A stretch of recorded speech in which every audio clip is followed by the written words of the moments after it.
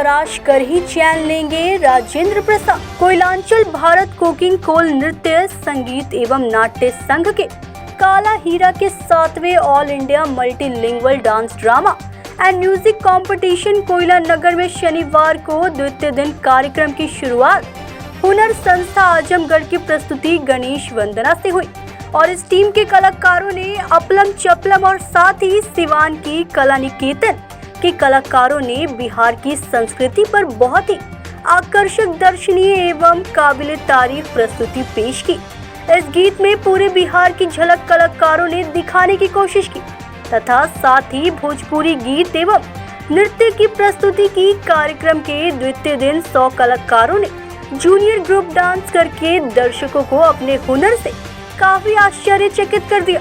इन कला के हुनरवान बच्चों के प्रशंसनीय प्रस्तुतियों को दर्शकों ने काफी सराहा।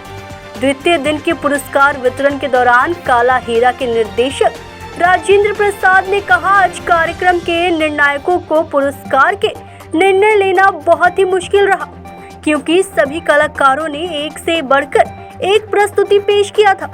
वर्तमान में निर्देशक राजेंद्र प्रसाद के प्रयास एवं धनबाद के कला कद्रदानों के समर्थन और सहयोग से वर्तमान में पूरे देश के 12 राज्यों के 1000 की संख्या में कला संस्थाएं और नामी गिरामी कलाकार तथा स्थानीय कलाकार जुड़कर बहुत उत्साह से अपना अपना शानदार हुनर प्रस्तुत कर अपनी कला और भारतीय संस्कृति सभ्यता की झलकियां पेश कर रहे हैं। सभी के समर्थन और प्यार से कार्यक्रम हर वर्ष भव्य होता जा रहा है।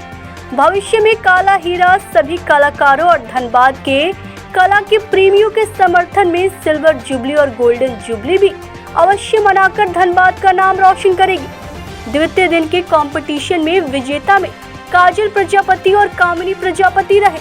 आजमगढ़ को A+ ग्रेड तथा ग्रुप डांस में सिवान कला निकेतन को A ग्रेड देकर विजेता घोषित किया। काला हीरा कार्यक्रम के साथ साथ काला हीरा के निर्देशक Rajendra Prasad, all India theatre council के संरक्षक अवधेश सिंह, सिवान बिहार के विजय श्रीवास्तव, वाराणसी के अष्टभुजा मिश्रा, AITC के UP state convener Sunil Dutt Vishwakarma, AITC के secretary Mohammad Tanveer Alam, Surabhi Jayawardene, club India के डायरेक्टर संतोष रजक एवं अन्य अतिथियों तथा कलाकारों की उपस्थिति में धूमधाम और हर्षोल्लास के साथ मंच पर केक काटकर मनाया गया।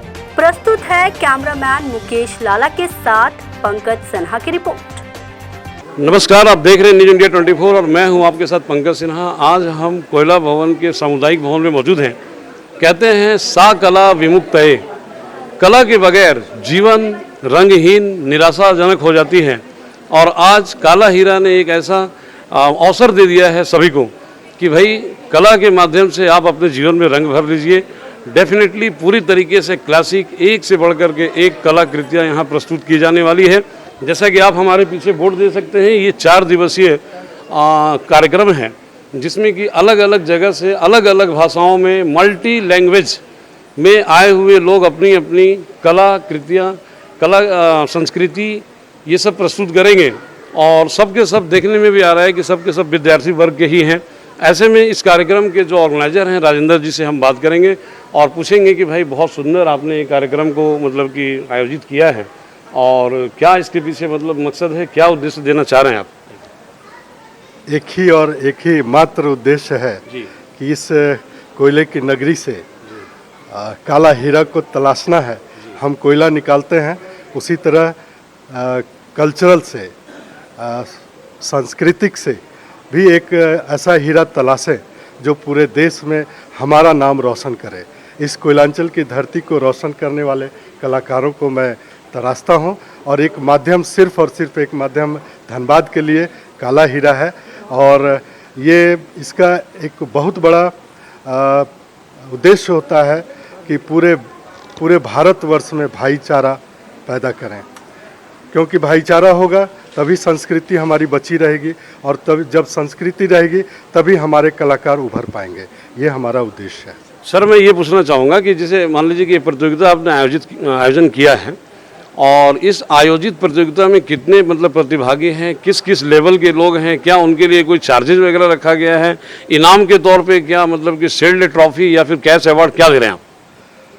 ये काला हीरा वास्तव में कोई पैसे के लिए नहीं है जिसमें कि धन अर्जन हो, पूरी तरह से फ्री है। बच्चों के लिए कुछ रजिस्ट्रेशन फ़ी लगते हैं कि आप कहाँ से आए हैं, एक रजिस्ट्रेशन नॉमिनल चार्जेज है। इसके अलावा कोई किसी से कोई पैसा नहीं, न खाने का न रहने का। और सबसे बड़ी बात है, पुरस्कार के रूप में हम लोग ट्रॉफियाँ देते हैं, साथ में सर्टिफिकेट देते हैं जिसमें कि हमारा कोल इंडिया का लोगो होता है, प्लस भारत सरकार का लोगो होता है। चूँकि ये रजिस्टर्ड संस्था है और विगत ये 7 वर्ष हो गए हमारे कर रहा हूँ, और बहुत सारी बातें हैं जो हम अपने कलाकारों के बीच में बांटते हैं, शेयर करते हैं।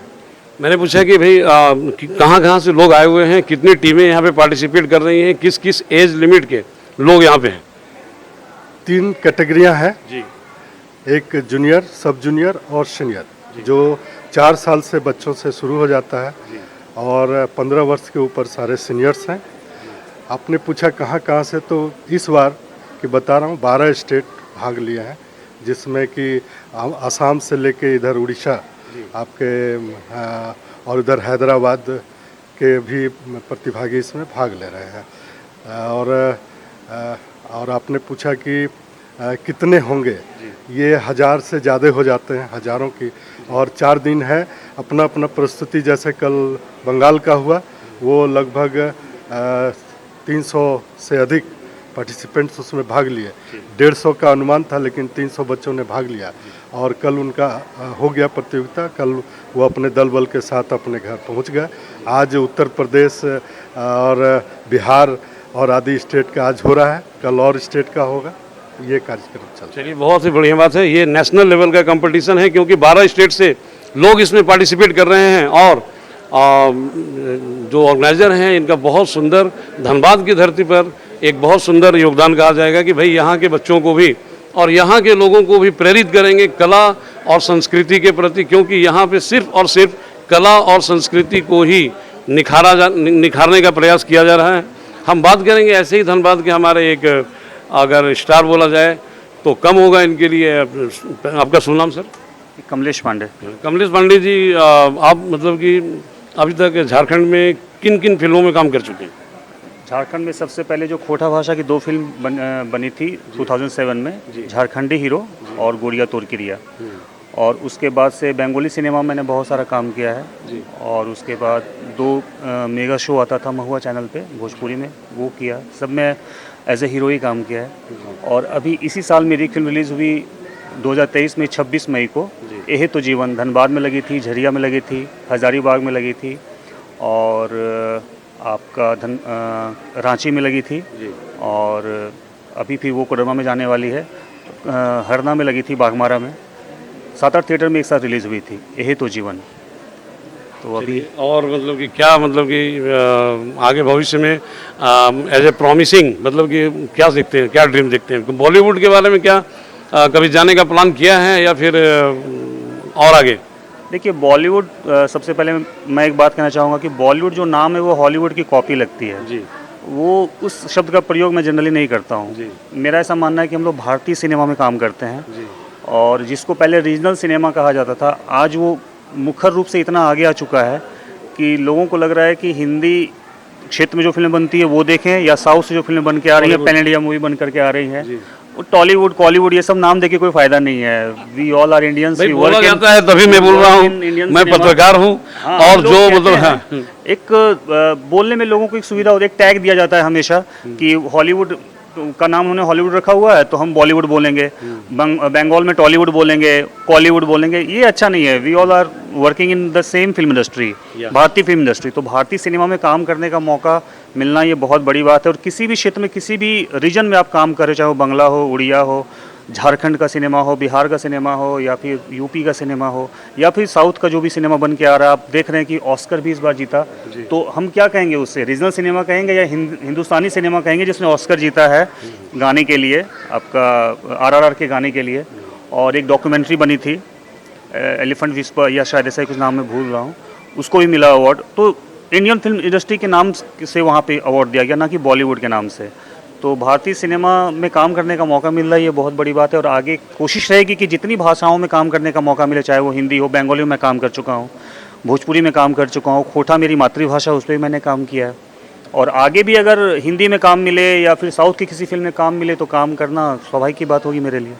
तो मतलब कि भोजपुरी में काम कर चुके हैं, खोटा में कर चुके हैं, बंगला में कर चुके हैं, हिंदी में मतलब किसी सुपरस्टार के साथ कभी काम किया है? सुपरस्टार्स अभी तक अगर देखा जाए तो दो को ही माना जाता था। अब रिसेंट में सब कोई सुपरस्टार्स कहते हैं, बट पहले थे श्री राजेश खन्ना साहब, और उसके बाद अमित जी को ऑफिशियली ये टाइटल दिया गया था। उसके बाद से सब सारे एक्टर्स को ही सुपरस्टार्स बोला जाता है। तो जो भी हैं जिनको सुपरस्टार्स बोला जाता है उनके साथ तो मैंने कोई काम नहीं किया है। एक एक्टर है, भारतीय सिनेमा इतिहास के बहुत बड़े कॉमेडियन हैं, शक्ति कपूर साहब, उनके साथ काम किया है। और भारतीय सिनेमा इतिहास के बहुत बड़े अभिनेता जिनको दादा साहब फाल्के पुरस्कार दिया गया है। दादा साहब फाल्के पुरस्कार किसी भी फिल्म हस्ती को दिया जाने वाला हिंदुस्तान का भारत सरकार की तरफ से सबसे बड़ा पुरस्कार माना जाता है। तो बंगाल के सौमित्र चटर्जी थे, स्वर्गीय सौमित्र चटर्जी जी, जो कि सत्यजीत रे के बहुत फेवरेट एक्टर थे, उनके साथ मैंने काम किया है। और बंगाल के बहुत सारे एक्टर्स हैं जिनको नेशनल अवार्ड मिला है, जिनके साथ मैंने काम किया है। चलिए बहुत बहुत धन्यवाद। एक लास्ट सवाल कि भाई आप अपना रोल मॉडल यानी कि अपना आदर्श किसको मानते हैं? देखिए, प्रतिभाएं इस तरीके से सब लोगों के अंदर समाई हुई है कि किसी एक को बस अगर आप आइडियोलॉजी मान के चलेंगे, उनको फॉलो करेंगे, तो मुझे लगता है कहीं ना कहीं एक सीमा बन जाती है।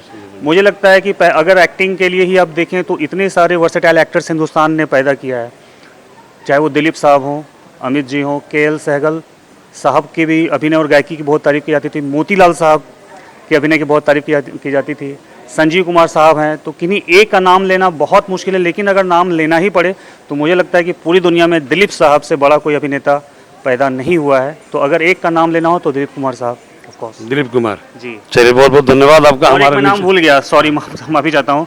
गोविंदा का नाम लेना बहुत जरूरी होता है, क्योंकि गोविंदा जैसे दिलीप साहब के बाद सच में अगर कोई अभिनेता है जो कि सारे कैरेक्टर्स को और अभिनय की हर विधा को बहुत अच्छे तरीके से जी सकता है, तो वो गोविंदा है।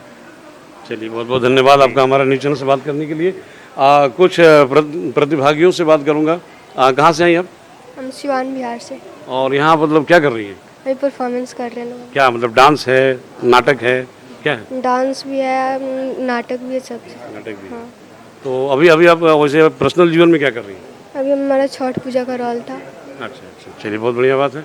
कुछ बिल्कुल छोटे उम्र के बच्चे भी यहाँ दिख रही है। क्या नाम है बेटा तुम्हारा? माहिराज। माहिराज। कहाँ से आई माही? सिवान बिहार। सिवान बिहार से। और क्या करने वाली हो यहाँ पर? कर दी? यस। क्या मतलब नृत्य नाटिका क्या था? डांस। डांस था। चलो बहुत बढ़िया। डांस करने में मन लगता है। और पीछे आपकी मम्मी है? यस। अच्छा, चलिए बहुत बहुत धन्यवाद। तो इस प्रकार से हम देख रहे हैं कि काला हीरा का ये बहुत ही एक सार्थक प्रयास है। कहीं ना कहीं संस्कृति को और नृत्य नाटिकाओं को बढ़ावा देना आज के समय में बहुत आवश्यक हो गया है, क्योंकि दिन भर के उबाऊपन के कार्य करके लोगों का जीवन नीरसमय होते जा रहा है। कैमरामैन मुकेश सिन्हा के साथ पंकज सिन्हा, न्यूज़ इंडिया 24।